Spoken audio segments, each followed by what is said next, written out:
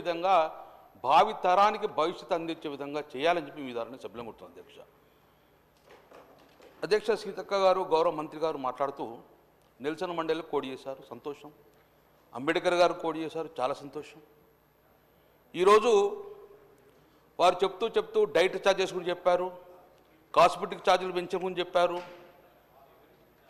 Hair cutting charges కూడా పెంచామని చెప్పారు, సంతోషం. కిచెన్ ప్లాట్ఫారంలు ఫ్లోరింగ్ అన్నీ పెంచారు. కానీ ఆ మంత్రి గారు మేము ఆశపడ్డాం, 15 సార్లు ఎలకలు కొరికిన మా బిడ్డ భవానీ గిట్టు గురించి చెప్తే కావచ్చని మేము ఆశపడ్డాం. ఖమ్మం జిల్లాలో 25 రోజులు వెంటిలేటర్ మీద ఉండి ఆసిఫాబాద్లో మా బిడ్డ గిరిజన బిడ్డ శైలజ చనిపోయిన దాని గురించి చెప్తారు కావచ్చని భావించాను. నిమ్స్లో ఇంకా తమరి జిల్లా నిమ్స్లో ఇప్పటికి కూడా ట్రీట్మెంట్ తీసుకుంది, ఈరోజు ట్రీట్మెంట్ తీసుకున్న నీలావతి గురించి మాట్లాడతారని భావించాను అధ్యక్ష. కానీ దేని గురించి కూడా మాట్లాడే పరిస్థితి లేదు. ఈరోజు మార్నింగ్ పేపర్లో వచ్చింది నిర్మల్లో సుమారు 60 మంది డయేరియాతో హాస్పిటల్ జాయిన్ అయ్యారు, దాని నుంచి మాట్లాడలే అధ్యక్ష. ఒకటి బాబాసాహెబ్ అంబేద్కర్ గారు చెప్పారు, అందరికీ విద్యను అందియాలి, ఈ సమాజంలో అందరుడంగా బాగుపడాలి, సంఖ్యాపరంగా ఉన్న కమిటీ అందరుడంగా విద్యను అందియాలని బాబాసాహెబ్ అంబేద్కర్ చెప్పారు అధ్యక్ష. కానీ ఒకటి మాత్రం చెప్పావు అధ్యక్ష, ఈ బీసీలను కానీ ఎస్సీ తీసుకుంటా కానీ రాజకీయంగా మాట్లాడితే ఎవరు చూస్తూ ఊరుకోమనే మాట మనం చేస్తాం. స్పీకర్ సార్ స్టార్ట్ అయ్యి 1 మినిట్ అయింది, 1 నిమిషం మాట్లాడినాం. నాకు అరగంటను 40 నిమిషాలు టైం ఇచ్చిండ్రు. అరగంట 40 నిమిషాలు ఎన్నిసార్లు ఎత్తురో తెలియదు. మీరు 2 రోజుల ట్రైనింగ్ పెట్టిండ్రు, 2 రోజుల ట్రైనింగ్ పెట్టిండ్రు. మొదటిసారి ఎమ్మెల్యేకు ట్రైనింగ్ ఇచ్చిన అన్నారు మీరు. పార్లమెంటరీ ప్రొసీడింగ్స్ తెలివాయి, అసెంబ్లీ ప్రొసీడింగ్స్ తెలివాయి. మీరు అధ్యక్ష గౌరవ మంత్రి గారు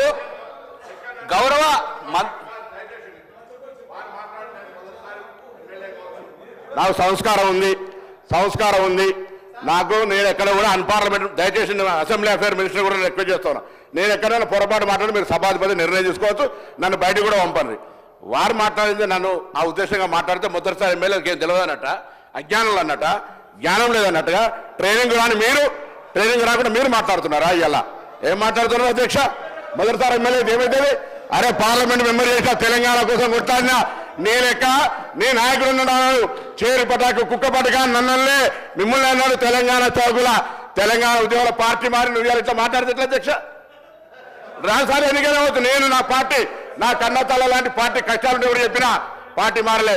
మీరు పార్టీ మారేసి నేను 3 సార్లు ఎలక్ట్ అయినా గొప్పడు అయితే ఎట్లా? ఏ పర్సనల్ ఇష్యూ నా గురించి మీరు పర్సనల్, నువ్వు కూడా మొదటిసారి అయినావు, ఆ మాట మాట్లాడడం తప్పు. మొదటిసారి ఎమ్మెల్యే అనేటువంటి మాట దయచేసి అధ్యక్ష అది వాపసు ఇవ్వాలి, రికార్డులో తొలగించాలి. నేను మొదటిసారి ఎమ్మెల్యే అయితే మాత్రాన ఎక్కడైనా అన్పార్లమెంటరీ ఒక మాట పొరపాటు మాట్లాడితే నాకు ఏ శిక్ష వేసిన అనుకుని దయచేసి ఇది మీరు నిర్ణయం చేసేది నేను కోరుతా ఉన్నా. నేను గౌరవ సభ్యులు కమలాకర్ గారికి తెలియదు కదా అధ్యక్ష, మొదటిసారి అయినా 2 సార్లు అయినా 3వ సారి అయినా సభా సాంప్రదాయాలకు సంబంధించి గౌరవ సభ్యుడై రెండవది 2 రోజుల పాటు శిక్షణ పొందడం అనేది వారు రాలే అధ్యక్ష. శిక్షణ పొందడానికి 2 సార్లు 3 సార్లు 4 సార్లు ఎన్నికైన వాళ్ళు కూడా శిక్షణ పొందింది అధ్యక్ష.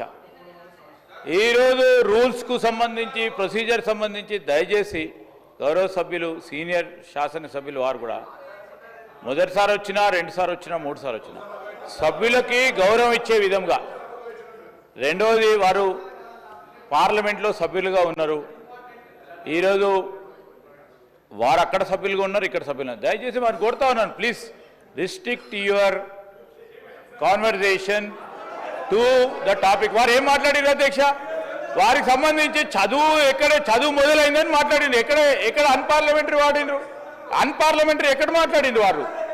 అన్పార్లమెంటరీ మాట్లాడితే speaker sir, my point is honourable మెంబర్ని కోరుతా ఉన్నాము, సబ్జెక్టు మీరు మాకు చాలా దగ్గర సబ్జెక్ట్ అది ఎడ్యుకేషన్ అనేది మా ప్రభుత్వానికి. మీ ప్రభుత్వం విస్మరించింది, అది పక్కన పెట్టండి.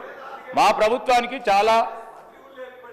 చాలా దగ్గర సబ్జెక్ట్, విద్యార్థులకు సంబంధించిన సబ్జెక్ట్. అది మంచి సూచనలు ఇవ్వండి, సలహాలు ఇవ్వండి. మేము సంవత్సరం అయింది, ఇంకా మెరుగైన కార్యక్రమాలు చేయాలి, ఈ విధంగా చేయాలి. మీకు గొప్ప అనుభవం ఉంది, 10 సంవత్సరాలు రాష్ట్రాన్ని ఏలినోళ్ళు. అది ఏమైనా గొప్ప అనుభవం ఉంటే చెప్పండి, సలహా సూచనలు ఇవ్వండి తప్ప ఈరోజు ఈ విధంగా ఎందుకు సార్? నేను కమలాకర్ గారిని కోరుతా ఉన్నాను, ప్లీజ్ సబ్జెక్ట్ గురించి మాట్లాడాలని కోరుతా ఉన్నా. గంగుల కమలాకర్, మీరు నాకు అవకాశం వచ్చిండ్రు, మీరు ఇచ్చిండ్రు, నేను మాట్లాడుతున్నా అధ్యక్ష. షేరు పటాకనా, పేపర్ స్ప్రెడ్ డూప్లికేటా, దొంగటి పని అనలే. నేనేనా? నేను ఏమనలే. నేను మీరు ఏం మాట్లాడినరో గదే మాట్లాడుతున్నా. దొంగడు బెడపలే, నేను కళ్ళు వేనే ఎడవలేను, నేను కళ్ళు వేనే, నన్ను చంపురు, నేను ఏమనలే. అధ్యక్ష, మీరు నాకు అవకాశం ఇచ్చారు, గౌరవ మంత్రి సీతక్క గారు మాట్లాడినరు కాబట్టి మరి అది వెల్ఫేర్ ఏదో వారితో మాట్లాడితే అయిపోవా? వెల్ఫేరు ఆ దొంగ ఏడుపులు, దొంగ కాళ్ళు వేరే నేను అనలే కదా. అని మీరు చెప్పాలి కదా మంత్రులకు. నాకు సంబంధించిన పార్లమెంటరీ ప్రొసీడింగ్ లా పెప్పర్ స్ప్రే ఒరిజినల్ డూప్లికేటా చర్చ చేద్దాం. నేను మాట్లాడలే. కుక్క చేరు పటాకా అని వాళ్ళ నాయకుడు వీడియో చూపెడతా మీకు. వాళ్ళ నాయకుడు ఇక్కడ ఒక శాసనసభ్యుడు ఉన్నాడు, రోజు తెలంగాణ ఉద్యమంలో కుక్క చేరు పటాకా ఎవరు శివంగారు దానికి ఏడుస్తారని వాళ్ళ నాయకుడు అన్నాడు అధ్యక్ష. అది నేను అన్నది కాదు అధ్యక్ష, వాళ్ళ నాయకుడు అన్న మాట చెప్తాను. నా ఉద్యమానికి సంబంధించిన నా స్పీకర్ గారు కానీ ఆనాడు ఉన్నటువంటి కాళ్ళు కూడా ముఖ్యం అధ్యక్ష, అది కూడా చెప్పాలి. తెలంగాణ సాధనకు నేను పార్టీ మారి నేను నిన్న మా నాయకురాలు ప్రియాంక చెప్పినట్టుగా ఇళ్ళకాయలు అవగానే పూరితులై వాషింగ్ మిషన్ పెట్టుకోవాలి. మేము కాంగ్రెస్ పార్టీకి సంబంధించి బరాబర్గా కమిటెడ్గా ఉన్నాం, కష్టం వచ్చిన.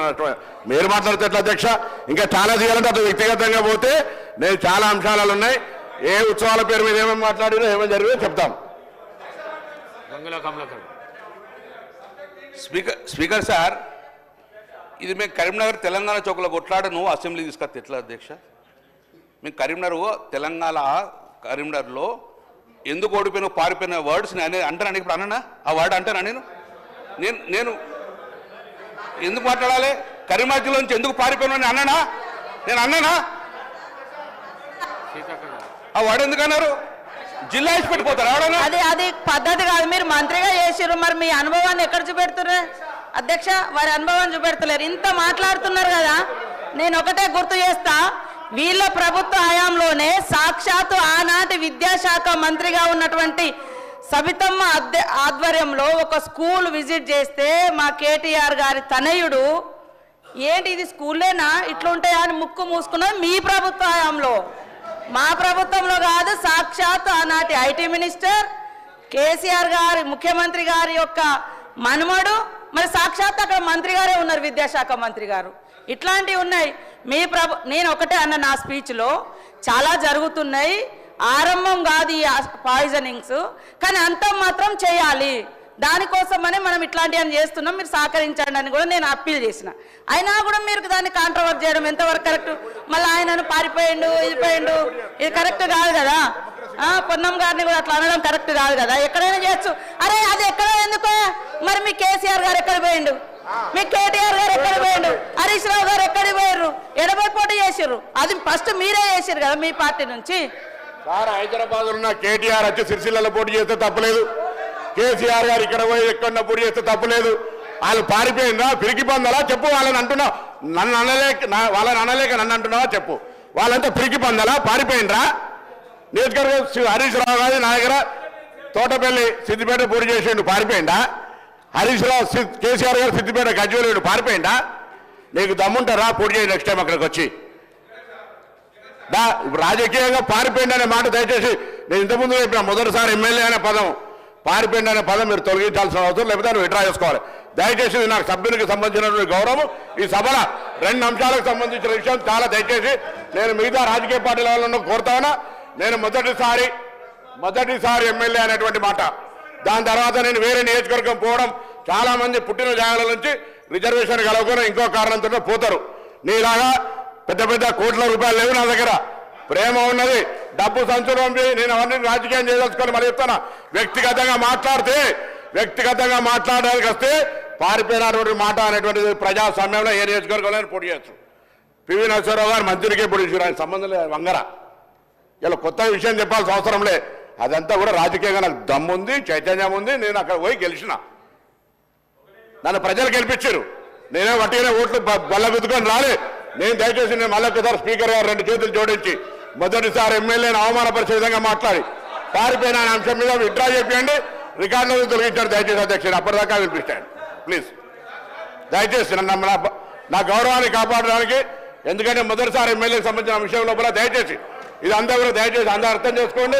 మొదటిసారి ఎమ్మెల్యేకి సంబంధించిన మాట వాపసు తీసుకోవాల్సిన అవసరం. సార్, వ్యక్తిగత దూషణలు కానీ అస్పర్షన్స్ కానీ పొద్దున్న నుంచి కూడా చెప్తా ఉన్నాం అధ్యక్ష. ఓ మంచి వాతావరణంలో చర్చ జరగాలని.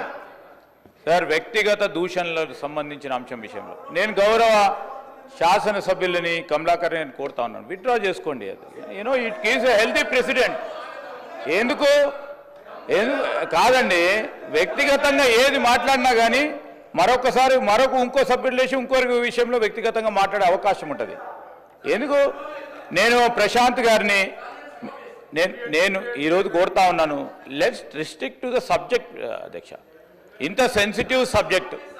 సరే, కొన్ని ఇబ్బందులు జరిగినాయి, ఆ ఇబ్బందులను ఏ విధంగా అధిగమించాలి, గత ప్రభుత్వానికి సంబంధించి ఆ 10 సంవత్సరాల్లో అక్కడ వారికి ఉన్న అనుభవాలు, అక్కడ ఆ రోజు ఆ స్కూల్ హాస్టల్లో జరిగిన అనుభవాలను కూడా చర్చించుకొని ఏ విధంగా చేద్దామని ముందుకు పోయే దిశలో మా సీతక్క గారు చెప్పడం జరిగింది. దానికి వ్యక్తిగతంగా ఎందుకు తీసుకోవాలి సార్? ఇదేమైనా ఇది మీకు పిల్లలకు మీద ఇంట్రెస్ట్ లేదా? హాస్టల్లో చదువుకున్న పిల్లల మీద ఇంట్రెస్ట్ లేదా? వారి సంక్షేమం గురించి మాట్లాడేది లేదా? మీకు ఆ సబ్జెక్ట్ లేదా? కేవలం రాజకీయం చేయాలని అనుకుంటున్నారా? దయచేసి వ్యక్తిగత పరంగా పోకుండా సబ్జెక్టు రిస్ట్రిక్ట్ చేసుకొని మాట్లాడితే ఇప్పుడు మొత్తం యావత్ రాష్ట్రం అంతా చూస్తూ ఉంది అధ్యక్ష. ప్రశాంత్ గారు మీరు పోయిన హాస్టల్కి ఏం కనబడకపోయిండొచ్చు, మీకు కనబడలేదు, అక్కడ తప్పులు జరగలేదు, ఏదో ఒకటి మాట్లాడాలని మాట్లాడతాడు లేదండి మీరు. ఎట్లా అండి మీరు మాట్లాడితే ఇట్లా? మేము వెళ్ళే మినిస్టర్ ఉండి హాస్టల్ పోయి భోజనం చేసి వచ్చినాం సార్. మా మొత్తం గౌరవ సభ్యులు అందరూ కూడా మంత్రులతో పాటు వారితో కూర్చొని, వారి తల్లిదండ్రులతో కూర్చొని అక్కడ మెనూలో పాల్గొని భోజనం చేసి వచ్చినాం అధ్యక్ష. ఎట్లా సార్? ఏం సార్ ఇది? వారికి ఇంట్రెస్ట్ లేదు. హాస్టల్ విద్యార్థుల పట్ల, వారి సంక్షేమం పట్ల మన రాష్ట్ర ప్రభుత్వం అమలు చేస్తా ఉన్న పథకాలకు సంబంధించి ఈరోజు డైట్ ఛార్జీలు, కాస్మెటిక్ ఛార్జీలు తెలంగాణ ప్రభుత్వం కొత్త తెలంగాణ రాష్ట్రంలో ఏర్పడ్డ తర్వాత మొట్టమొదటిసారి హర్షించబోయేది. నేను కమలాకర్ గారు డైట్ ఛార్జీలు పెంచినందుకు, కాస్మెటిక్ ఛార్జీలు పెంచినందుకు ధన్యవాదాలు చెప్తారు అనుకున్నా. ఆయన ధన్యవాదాలు చెప్పలేదు. ఎట్లా అధ్యక్ష?